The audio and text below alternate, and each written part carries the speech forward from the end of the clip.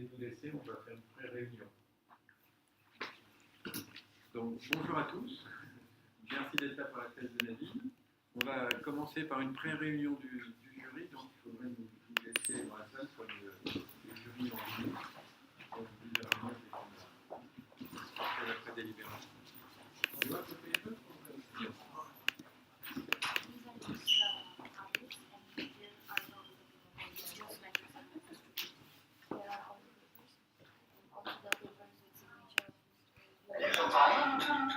Bon, maintenant, on va commencer. Tu nous entends maintenant? Je ne sais pas qui parle à côté, mais là, j'entendais rien du tout. Donc, Et maintenant, tu m'entends? Là, je t'entends. Bon, ouais. C'est le principal. Ah ouais?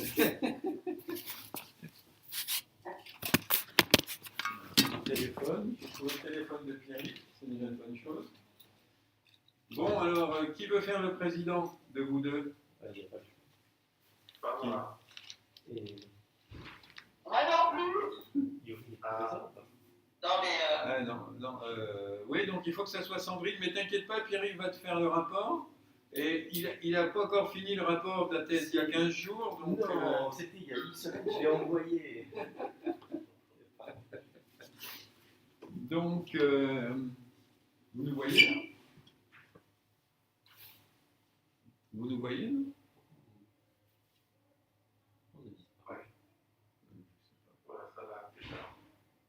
Et nous, vous nous voyez? Oui. Bon, alors c'est le principal. Ok. Donc, Sandrine, Madame la Présidente. Donc, au niveau du jury, donc, il faut que ça soit un professeur ou assimilé. Le président peut être en visioconférence. Un reporter qui remplit les conditions peut présider le jury. Bon, ça, voilà. Le directeur de thèse ou co-directeur de thèse ne peut pas présider le jury. Le directeur de thèse assiste seulement, voilà, donc il n'y a pas de huis clos. Le directeur de thèse remet la procuration du membre du jury en visioconférence au président du jury. Le président signe en son nom le procès-verbal et le rapport de soutenance. Mais un rapporteur, il peut être président, moi je. Oui. Un rapporteur, s'il remplit les conditions, peut présider le jury. D'accord. Sinon, l'autre solution, ça serait que moi je suis le président. C'est ça, hein? Les deux professeurs du jury peuvent être présidents. D'accord. Ok. Non, mais Sandrine, c'est bien, si ça ne te dérange pas, Sandrine. Par contre, pour la signature des documents, je ne sais pas comment on fait. Tu m'envoies la procuration et on signera avec la procuration. C'est fait. La procuration, ok. C'est parfait. Oui. Donc, l'ordre de... Tu veux commencer par qui, Sandrine? Dans la présentation. Parce qu'en même temps, je suis rapporteur et en même temps, je suis. Voilà. Donc, de toute façon. Tu commences par Yuri, après tu parles, tu veux présenter ton rapport ou tu veux le faire tout à la fin? C'est comme tu veux, hein. Vous voulez, parce que de toute façon, peut-être que c'est nous quand il y a le rapporteur, non, ou pas? C'est comme tu veux. Le rapporteur, c'est pas mieux de passer aussi? Oui, c'est mieux. C'est mieux. Donc je vais peut-être passer derrière toi, et puis après il y a toi, Frédéric. Ouais, et après Pierre-Yves, et voilà. On dit plus tard au directeur de thèse. Voilà, ok. Co-directeur de thèse. Et voilà, et tu concluras la réunion. Ok? C'est bon? C'est bon pour tout le monde? Oui. Ça va, Yuri? T'es à Strasbourg ou t'es à Mulhouse? Là, je suis à Mulhouse encore. Et Mulhouse, une question, la ligne 3 du tram, elle fonctionne à Mulhouse?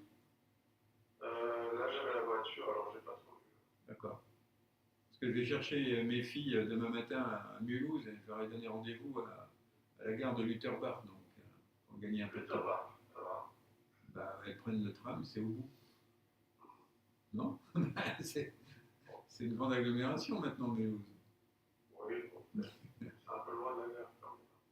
Ouais, mais bon, ça m'évite de rentrer dans Mulhouse. Je sors de l'autoroute et je les prends tout de suite. Bon, on va chercher le public et on commence? Ouais, petite question. Le directeur de thèse, il est absent pour raison professionnelle? Oui, il a le cabinet, oui. Oui, mais en fait, il n'était pas marqué dans le, dans le jury de soutenance aujourd'hui. Il est marqué comme invité, ouais. Ok, bah je dis rien. Non, c'est juste il est orthodontiste à temps partiel et il a déjà fait un jury de thèse la semaine dernière. Mais pour l'école doctorale, il n'est pas attendu. Non, ce qui est important, c'est que les rapporteurs soient là et qu'il y ait un président, voilà, et un examinateur. Les directeurs de thèse ne servent à rien dans une soutenance. Ils n'ont pas le droit de délibérer. Et tu fais rentrer les gens? Bon. Super. Alors, tu attendras, Sandrine, qu'on ait rechangé les réglages pour que ça soit diffusé.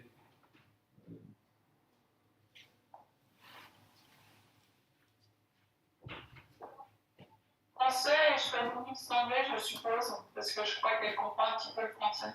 Ce que j'ai eu au téléphone. Oui, tout à fait. Tu peux le faire en français, en parlant doucement.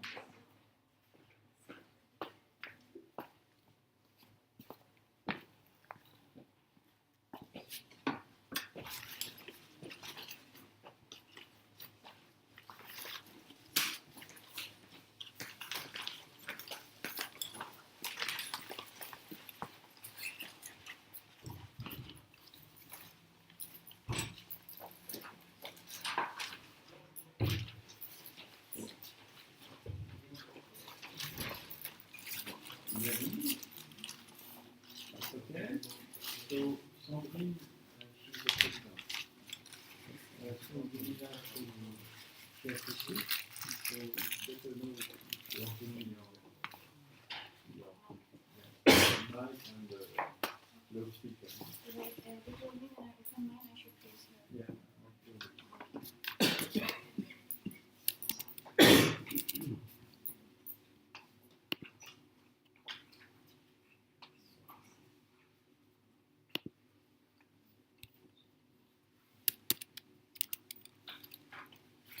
Demandez à Sandrine de parler. Est-ce que vous m'entendez? Bonjour. Voilà.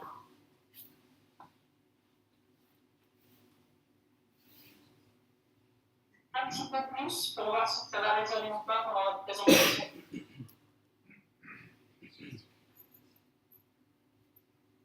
Allez-y. Naveen, pour parler. Bonjour, vous pouvez entendre moi?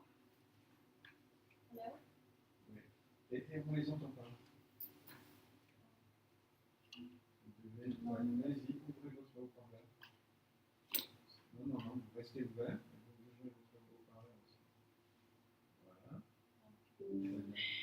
Bien, bonjour mesdames et messieurs, chers confrères.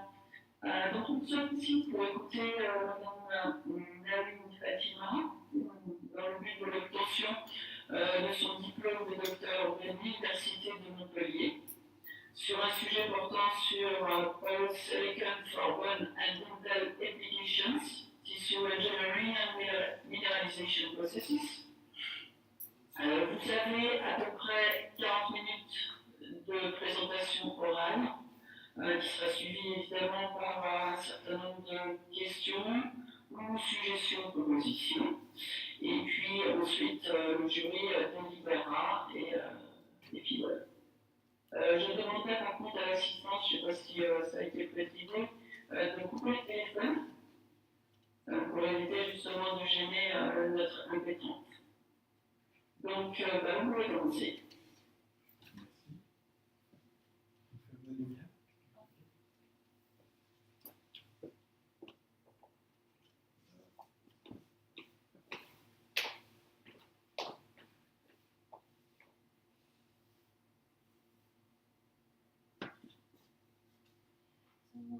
Merci, monsieur, madame présidente. Bonjour à tous. So, I'm really thankful to all of you to come here today to join me for the. You have to share your screen.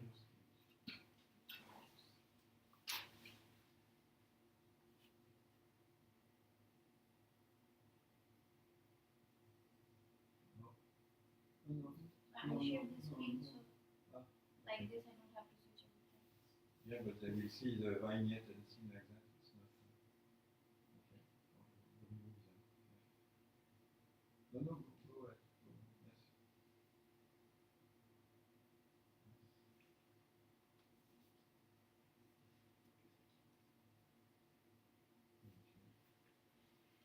Okay, so thank you everyone for coming here today for the thesis defense of my PhD research. The title of my research is Porous Silicon for Bone and Dental Applications, Tissue Engineering and Mineralization Processes. My director of thesis is Mr. Jean-Christophe Igia and Mr. Pierre-Yves. So first we will begin with the outline of today's presentation. I will start with the introduction and the aim of the research, then discuss the porous silicon for tissue engineering, the spectroscopic study of dissolution, mineralized bone formation in vivo with porous silicon and neck particles. Then we will move on to the enhanced mineral matrix formation by porous tantalum and titanium implants. It will lead to the porous silicon and transaminaldehyde as a drug delivery agent. Then we will discuss the white spot lesion and finally conclude and share some perspectives. So this is the basic idea of tissue engineering. We take a biomaterial, implant some stem cells to it, and incubate it with some bioactive factors, and we can use it, this scaffold for bone regeneration. So what is bone? Bone is composed of cells and matrix. The cells are osteocytes, osteoblasts, osteoclasts, osteoprogenitive cells, and the matrix is 40% made up of inorganic hydroxyapatite, that is calcium and phosphate. 35% is made up of organic compounds, which is 90% collagen type 1 and then some non-collagenous proteins and saccharides. There are many bone graft substitutes available in the market, and they are used in surgery, and many are utilized for dentistry. The gold standard is the natural bone graft, that is the autograft. Then there are allografts and some other substitute materials as well. Our main interest today is the synthetic bone substitutes. That includes many, but our main focus is the bioactive glasses. With this comes the porous silicon. So the material that we have worked mainly is the porous silicon. Porous silicon has unique combination of properties. It is a bioactive material that can be biodegradable and is biocompatible. So it finds its application in wide range of scenarios, and we will evaluate it for bone tissue engineering and also for the drug delivery. The cells that we use are dental pulp stem cells. These are multipotent stem cells and can be differentiated into osteoblasts. They find their application on different parts of the body. We have used several spectroscopic techniques and other microscopic techniques. The main technique that we use is Raman spectroscopy. So the principle of Raman spectroscopy is that we incident a laser on the sample, and then photons are scattered. Here you can see a schematic. We incident the laser that went to the sample that is here at the piezo table, and then there is Raman scattering that is here, that goes through the filter and is collected by the detector here. So we come to the aim of the research. Our basic aim is to evaluate the potential of porous silicon for bone regeneration. First, experiments were conducted using porous silicon chips. It gives us the idea of the potential of porous silicon, and then we move on to porous silicon microparticles, because we cannot use the porous silicon chips in vivo. We will know that later. So after that, we evaluated the potential of porous silicon microparticles in vitro and conducted the dissolution and osteodifferentiation on them. After validating this step, we move on to use porous silicon microparticles in vivo. Our main goal is to use porous silicon microparticles for bone regeneration and start with conducting the clinical trials. So here we come back to our slide of tissue engineering. In our first set of experiments, we are using porosilicon as our biomaterial. Porosilicon as a biomaterial, and we add some bioactive factors to it with dental pulp stem cells, and use this scaffold as a bone graft substitute. When this scaffold is used for bone regeneration, alongside there is dissolution of the particles taking place as well. We will study that in detail here as well. So, first of all, we fabricate our porosilicon microparticles. We use a silicon wafer that is p-type, and it's doped with boron. We conduct the electrochemical etching, and after the first etching, we produce a porous layer on the surface of this silicon wafer.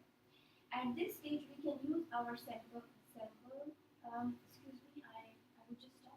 The transmission is not working. I'm getting notified. Transmission for Teams, we have it also for the. But they see blank screen. Okay, I'll take it. So, at this stage, we have the porosilicon chips or wafer that we are going to use in our experiments. Then, further on, we move on to create porosilicon microparticles. We conduct another etching which lift off this porous layer, and then we collect this lift off layer and sonicate it to produce the particles. At this stage, we achieve the non-oxidized porosilicon particles. These are highly unstable particles, and they have their surface by termination by hydrogen. So, in order to stabilize these particles, we conduct oxidation, thermal oxidation at 400 degrees centigrade. This oxidation changes the surface, and now the surface will be terminated by hydroxyl ion. Furthermore, we functionalize our particles giving the treatment with aminopropyl trihydroxysilane. And at this time, we also produce our oxidized porosilicon microparticles that we are going to use in our experiment. So this treatment of amine will not only stabilize the particle, but it will also help to touch the cells.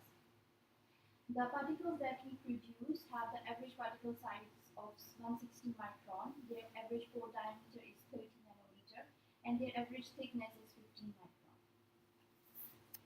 So here comes the first set of experiments, that is the in vitro kinetics of dissolution, that were analyzed by optical microscopy, scanning electron microscopy, EDX, ICP-MS, Raman confocal spectroscopy, and infrared spectroscopy. Here I present to you the main idea or the main essence of the spectroscopic studies. So, when we have porous silicon, it has a nanocrystalline structure. This nanocrystalline structure here, you can see, when we put this in an aqueous medium, either water or PBS, it changes into an amorphous crystalline structure. That is the beginning of the dissolution of the porous silicon. As the dissolution proceeds further, we obtain silicon suboxides. These silicon suboxides transform further into the porosilicon dioxide, which can also reversibly change into silicic acid. And if the concentration of silicic acid is more, it can convert back into the porous silicon dioxide. So here are the optical microscopy results. We incubated the oxidized and the non-oxidized particles with PBS and water, and we changed the supernatant every hour for 8 hours and then twice a week later on. So here we see just by optical microscopy that the particles that are oxidized, they change their color and convert from brown towards reddish brown. And in the case of non-oxidized particle, in PBS, they quickly convert by the end of 1 week into reddish particle, while the same in water converted into the reddish particle by week 3. We also plotted the relative intensity of the red color, and here we can see that in all the samples it's increasing, while in the case of non-oxidized samples it dramatically increases. So when we were conducting this experiment, we were collecting the supernatant, and that supernatant we studied for silicic acid release by ICQS. Here we can see that there is a notably increased release of silicic acid in the initial hours by non-oxidized porosilicon microparticles that were in water. And then subsequent release comes from the oxidized particles also in water. And this release is leveled off after 8 hours, and we still found increased release at least by the first week.